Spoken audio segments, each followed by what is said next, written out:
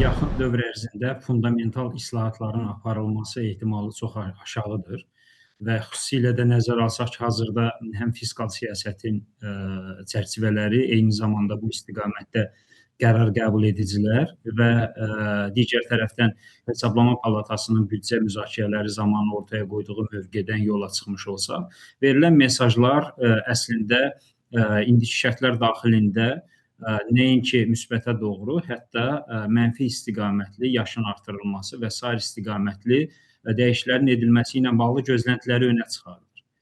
Bununla belə, zaman-zaman mövcud əmək pensiyaları haqqında qanunun dəyişdirilməsi ilə bağlı müxtəlif təkliflər gündəmə gətirilir və bu təkliflərdən biri də məhz sizin qeyd etdiyiniz kimi pensiyanın təkrar hesablanması prosesinin 6 ildən 4 ilə qədər azaldılmasıdır. Yəni, bununla bağlı reallaşma ehtimalı ilə bağlı çox təəssüf ki, optimist bir fikir bildirmək çox çətindir indiki şərtlər daxilində. Çünki proses ilkin mərhələsindədir və aidiyyatı qurumların məsələyə münasibəti hələlikdə aydın deyil. Amma yəni bu istiqamətdə gözləntinin təxminən 50% ətrafında olduğunu demək mümkündür indiki şərtlər daxilində. Reallaşması ehtimalı isə təbii ki, gələcəkdə müzakirələrin hansı səviyyədə və hansı deyək ki, əhatəliliklə davam etdirilməsindən asılı olacaq. O ki qaldı, bu olmalıdırmı?